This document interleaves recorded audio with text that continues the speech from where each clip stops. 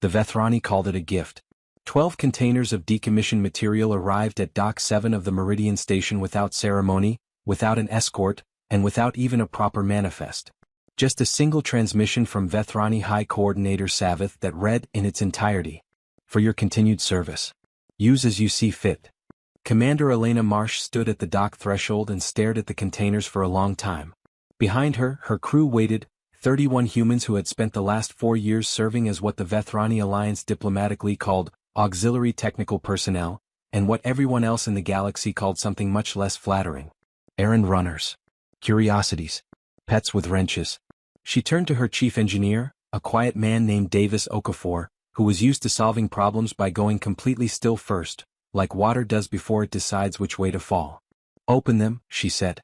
What they found inside was not equipment. It was not even salvage in any meaningful sense. It was material. Twisted spars of Vethrani resonance alloy, cracked beyond the tolerances their original designers had intended. Circuit lattices that had been shattered at the quantum bonding level. Propulsion cores that had been drained so completely they registered as inert stone on every scanner. Davis picked up a shard of the resonance alloy and turned it slowly in his hands. It caught the dock lighting and threw strange prismatic patterns across the floor, colors that had no names in any human language, colors that existed only in the space between frequencies that human eyes weren't designed to perceive. And yet somehow they perceived them anyway. "They gave us their trash," said Lieutenant Yara Cole from somewhere behind Elena's left shoulder. Yara had a voice like cold water and a mind like a current, always moving, always finding the lowest path through any obstacle. "Yes," Elena said. "And they expect us to do what with it?" Elena looked at the prismatic light still moving across the floor. It reminded her of something she had seen once, years ago, before the Vethrani had arrived in human space. A childhood memory of light through a broken window, how the cracks themselves had become the most captivating part. "I have no idea," she said. "That's what makes it interesting. To understand what happened next, you need to understand something about the Vethrani that their own diplomatic communications never adequately conveyed. The Vethrani did not experience the universe the way humans did. While we often acknowledge this obvious difference, we rarely fully appreciate its depth. Their sensory apparatus was built around coherence. Every Vethrani possessed what their biology called a velthus, a distributed nerve cluster that ran along the outer membrane of their body and functioned as a real-time coherence detector. It measured order. It measured the pattern. It measured the degree to which the immediate environment was resolved, the way a musical chord is resolved when every note finds its proper harmonic relationship. Disorder, to a Vethrani, was not merely unpleasant. It was physiologically distressing. A broken object did not just fail to function. It radiated what they called HFY, a kind of coherence noise that their nervous systems registered as something between pain and nausea. This is why they had given the humans the scrap. Not cruelty. Not even condescension exactly. The broken material was causing low-grade HFY throughout the station's Vethrani personnel, and removing it was a health measure. Giving it to the humans rather than simply jettisoning it into space was the Vethrani's version of generosity. They assumed the humans, who seemed curiously unbothered by incoherence, would simply dispose of it more comfortably. They did not expect the humans to keep it. They certainly did not expect what Davis Okafor began doing 3 days later in Workshop Bay 4. Davis had not slept in approximately 60 hours when Elena found him. The workshop was unrecognizable. Every surface had been covered, not with tools or schematics or the organized methodology of an engineer at work, but with arrangements. Pieces of the Vethrani scrap had been laid out in patterns across every horizontal surface, grouped and regrouped by criteria that Elena could not immediately identify. Some groupings were based on size. Some depend on the type of fracture. Some, she realized slowly, by the direction of the fracture, the angle at which the resonance alloy had failed, preserved exactly as it had been found. Davis was standing at the center of it all, completely still, in the way that meant he was about to figure something out. "Davis," she said. "The cracks aren't random," he said without turning around. "Cracks in metal generally aren't. No, I mean they're not random in a specific way. Each piece failed along a stress line that was inherent to the original manufacturing process. The Vethrani build their resonance alloy by growing it, crystal lattice formation under controlled coherence fields. The growth process leaves invisible seams. When the material is stressed beyond tolerance, it breaks along those seams." He turned then and she saw the expression on his face, not excitement exactly, but something deeper and quieter than excitement. Recognition. The fractures are a map, he said. They show you exactly how the thing was built. Better than any schematic because the schematic shows you the intention. The fracture shows you the reality. Elena looked at the arrangements on the tables. She looked at the prismatic light still playing off the broken surfaces. What does the map tell you? She asked. Davis was quiet for a moment. It tells me that Vethrani resonance alloy, when it breaks in a specific sequence, when you guide it to break in a specific sequence, doesn't become inert. It becomes something else entirely. The coherence field doesn't dissipate. It inverts. He picked up 2 fractured pieces, each no larger than his palm, and held them close together without touching. Between them the air shivered. The prismatic colors intensified. An inverted coherence field, Elena said slowly, generates ash on a massive scale. Directed Ashvin. More than any Vethrani nervous system could tolerate. The workshop was hushed. Davis, Elena said. How massive a scale are we talking about? He set the pieces down carefully. Fleet scale, he said. If we build it right. Elena did not immediately start building a weapon. This is important. This is the part of the story that gets lost when people tell it later, that there was a gap between the discovery and the decision, and in that gap, Elena Marsh did something that none of her crew expected. She tried to talk. The Vethrani Alliance had been in open conflict with the Freth Collective for 11 years by that point. The humans had been conscripted into the Alliance's service 7 years ago, following what was diplomatically described as first contact facilitation, and what was actually a Vethrani fleet appearing in Earth's orbital space with weapons that made every human defense system look like a child's drawing of a weapon. Not an invasion. The Vethrani had been clear about that. They needed workers. They needed minds that could function in chaotic environments, environments that their own people found unbearable. Mining operations in unstable asteroid fields. Repair work on stations damaged by Freth attacks. The Vethrani were quietly losing auxiliary roles in every uncomfortable corner of a war. The Freth Collective was not a villain in any clean sense. Elena had learned this slowly, through fragments of intercepted communication and the careful observations made over 4 years of watching a war from its ugly underside. The French had their grievances. The Vethrani Alliance had expanded into Freth space 2 generations ago, claiming systems the Freth considered sacred. Not religiously sacred but ecologically sacred, systems that were part of a long biological migration cycle that the Fretha's own physiology depended on. The war was about survival on both sides. Which meant there was, theoretically, room for something other than escalation. Elena spent 2 weeks composing a communication to Savath. She laid out what Davis had found. She explained the potential of the weapon clearly and without embellishment. And then she proposed something that she suspected no one, not Vethrani, not Freth, not her own crew, would have expected. She suggested sharing the design with both sides at the same time to show that the focus would be on negotiation instead of one side winning. Savath's response came in 4 hours. It was a single word in Vethrani. Velshra. Elena looked up the word. It took her a while to find a translation that satisfied her, because Vethrani concepts rarely mapped cleanly onto human language. The closest approximation was something like the kind of thinking that only beings without coherence could produce. It was not a compliment. It was also not a no.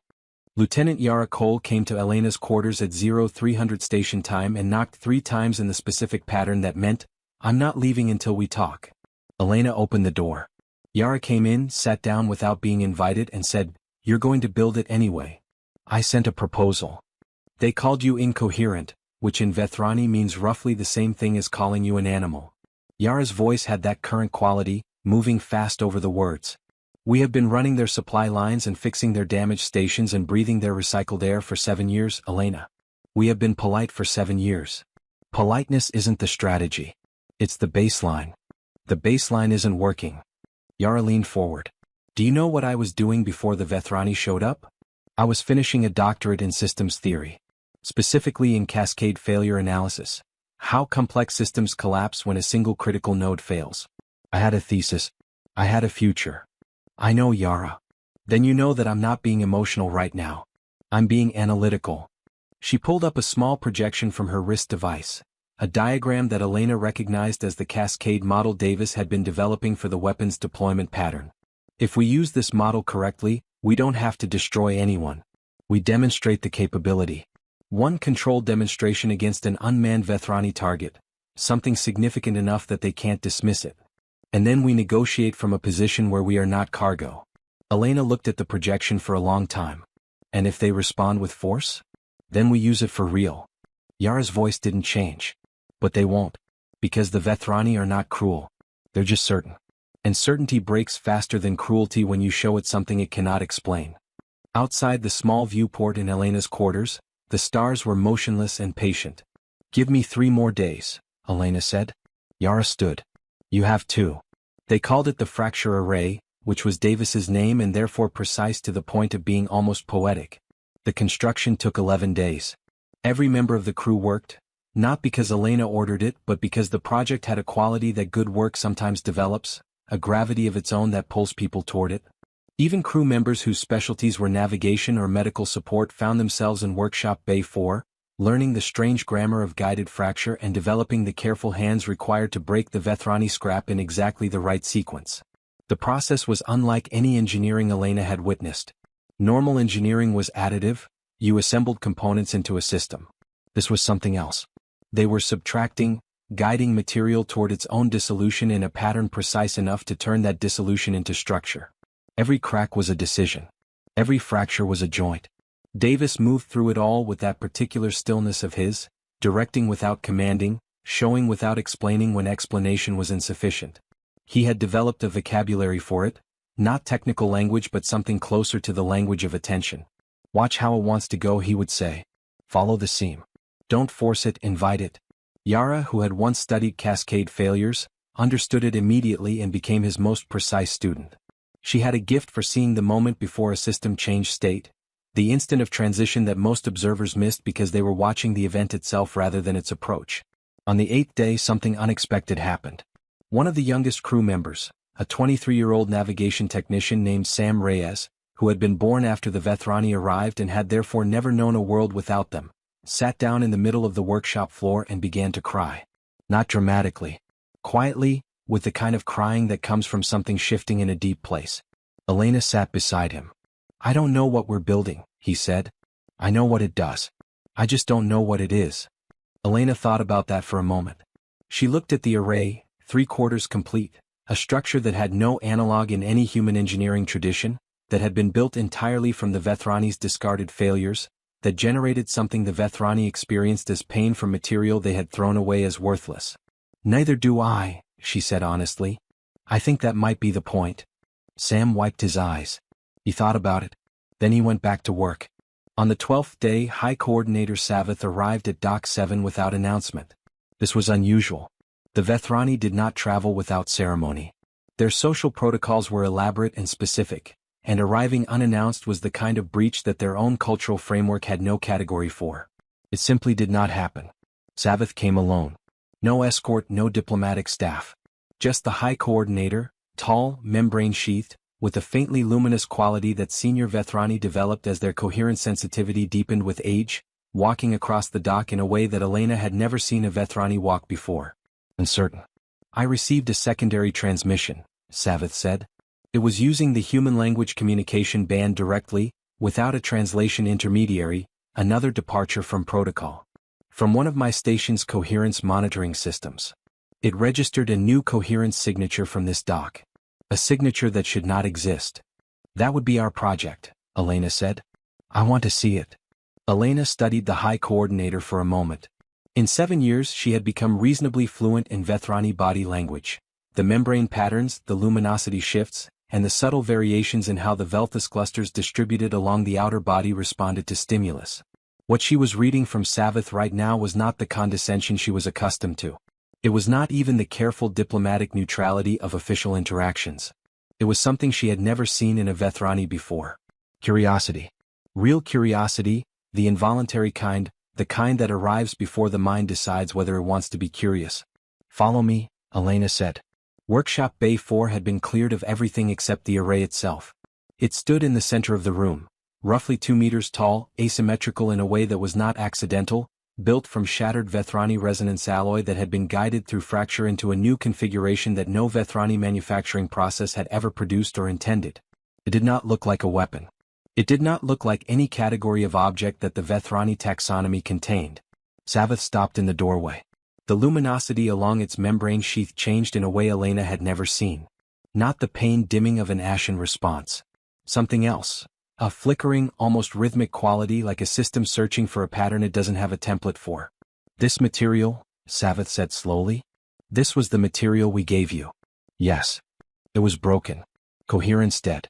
Our instruments confirmed it. Your instruments measure coherence, Davis said from the corner of the room, where he had been waiting quietly. They search for the pattern they expect. This has a different pattern. Your instruments don't have a category for it, so they read it as absence. Savath moved closer. Its Velthus clusters were doing something Elena had no reference for, an active, probing oscillation rather than the passive reception she was used to seeing. What does it feel like? Elena asked. The High Coordinator was silent for a long moment.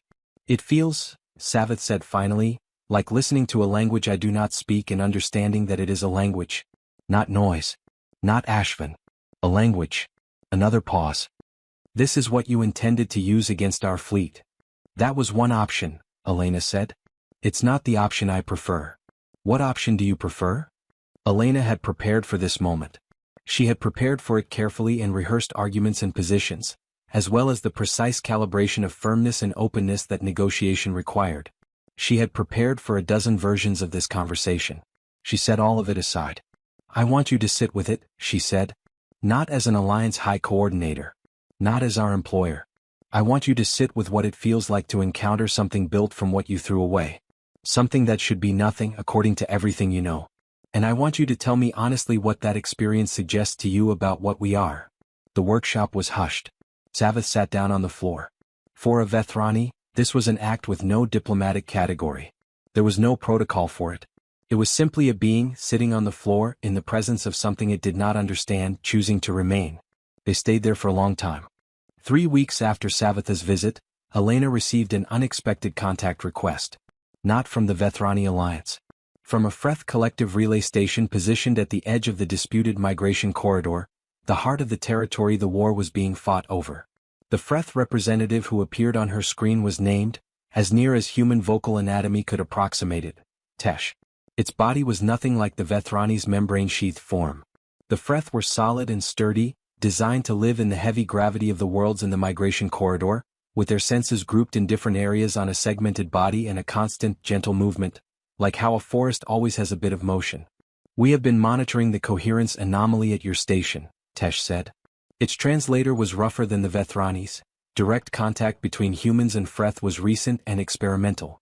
Our scientists are in disagreement about its nature. What do your scientists think it might be? Half believe it is a weapon. The other half believe it is something that has no name yet. Tesh's multiple sensory organs focused on Elena with an attention that felt physical. We are hoping you can tell us which. It's both, Elena said. Or it could be both. The decision about which one it becomes isn't mine alone to make. Pause. The subtle living motion of Tesh's body continued without interruption. The Vethrani High Coordinator Savath has been removed from their position, Tesh said. Elena felt the information land in her chest like cold water. When? 4 days ago, the Alliance Council determined that Savath's visit to your station was a breach of protocol significant enough to constitute an action of incompetence. There is a new High Coordinator. His name is Vetheren and he is not curious about broken things. The workshop behind Elena was empty. The array stood in the silence. Why are you telling me this? Elena asked. Because, Tesh said carefully, we have been fighting the Vethrani for 11 years over territory we need to survive. And in 11 years, no one has sat on the floor. Vetheren's communication arrived 6 hours after Elena's conversation with Tesh. It was not a single word this time. It was a full formal transmission, diplomatic in structure, precise in language and clear in meaning, as threats disguised as policy always are. The fracture array was to be surrendered to Alliance custody immediately. All research and development notes were to be transmitted to the Alliance Science Division. The human crew of Meridian Station was to return to standard auxiliary duty assignments pending a review of whether their status within the Alliance framework remained viable. That last word. Viable. Elena read it 3 times. She called her crew together in the main hall. 31 people. She looked at all of them, Davis with his stillness, Yara with her current quick mind, and Sam Reyes, who had cried on the floor of the workshop and then gone back to work. People who had been 7 years without a home they could fully claim, 7 years of useful invisibility, and 7 years of being handed other people's broken things and expected to simply dispose of them quietly. We have options, Elena said. I want to lay them out honestly and I want everyone to understand what each one means. She laid them out. Compliance, surrender the array, return to auxiliary status and accept the review. Flight, take the station out of Vethrani space, which they had the navigation capability to do but no clear destination for. Demonstration, activate the array in a controlled way that establishes their position without initiating hostilities. She did not advocate for any of them. Davis spoke first. There's a fourth option. The room waited. Give it to Tesh, he said. Give the Freth the full design. It is not intended as a threat to the Vethrani. Not as an alliance with the Freth. Give it to them the same way Savath gave us the scrap, without a manifest, without conditions. And see what they build. The room was very quiet. The Freth don't have Vethrani resonance alloy, Yara said. No, Davis agreed. But they have 11 years of wreckage from fighting the Vethrani. Their migration corridor is full of it. Drifting.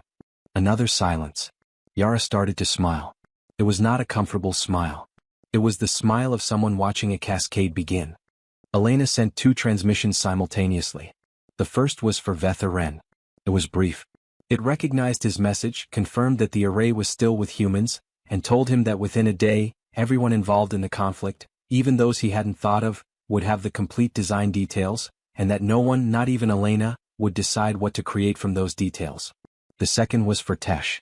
It contained the full documentation, every fracture map, every guided break sequence, every insight Davis had developed over 11 days of working in the language of broken things.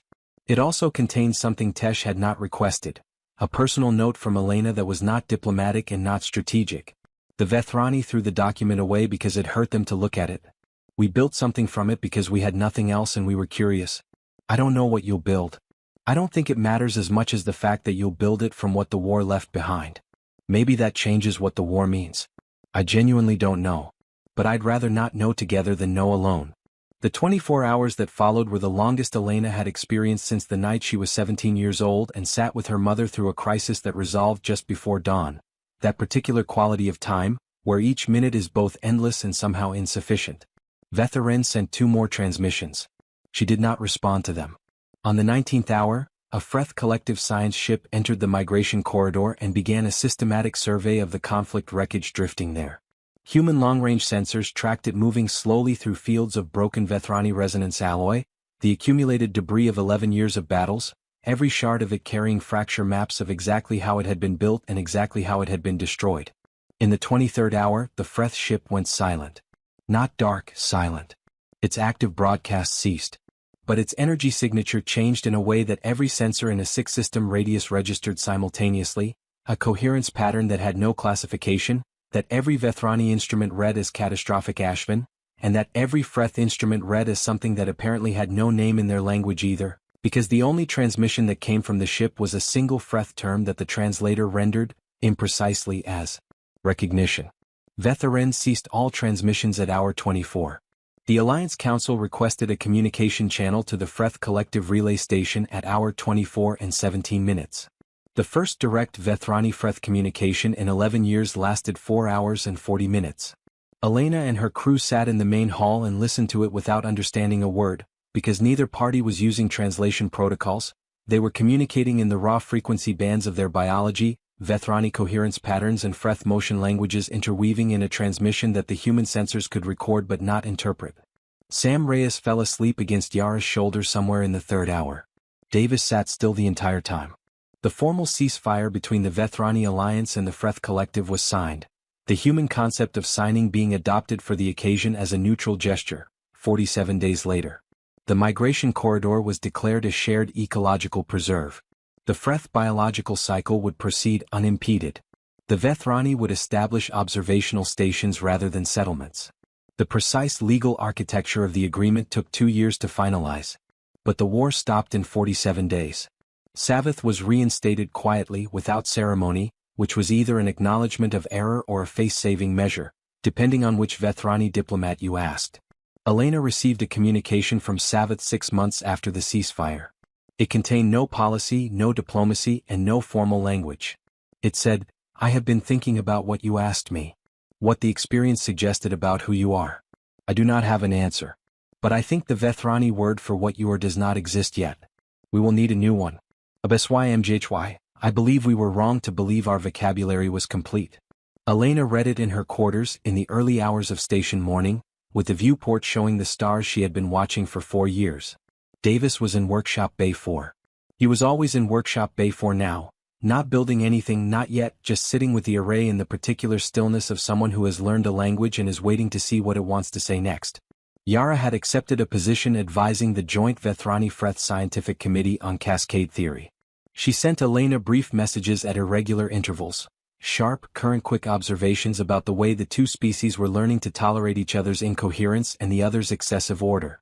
Never sentimental. Always precise. Always, underneath the precision, something warm. Sam Reyes had started keeping a journal. He showed it to Elena once, not to share it, just to show it existed. The first entry was from the 8th day of building the array, the day he had sat on the workshop floor and cried. He had written, "I don't know what we're building. I think that might be the point." Elena kept her station. She had been offered a position in the new Joint Human Vethrani Liaison Office, which would have been a promotion by any structural measure. She declined. She liked the dock. She liked the way materials arrived without manifests and the way her crew gathered around problems, the way people gather around fires, for the warmth of something that requires attention. The array still stood in Workshop Bay 4. No one had asked them to surrender it anymore, and no one had asked what they intended to do with it. The question seemed to have resolved itself into something better, not an answer but the space where an answer might eventually grow. Elena walked through the dock one evening when the station was quiet and the prismatic light from the array's fractured surfaces was reaching through the open bay doors and playing across the corridor walls. Colors with no names. She watched them for a while. Caro, she thought, a word she had picked up somewhere in 4 years of living between languages, a word that meant something like do this, make this, or let this become what it is. She had never been sure exactly what she meant when she thought it, but she thought it now, watching the nameless colors, and it felt correct in the way that true things feel correct. Not because they resolve anything but because they are honest about what remains open. She went back to work.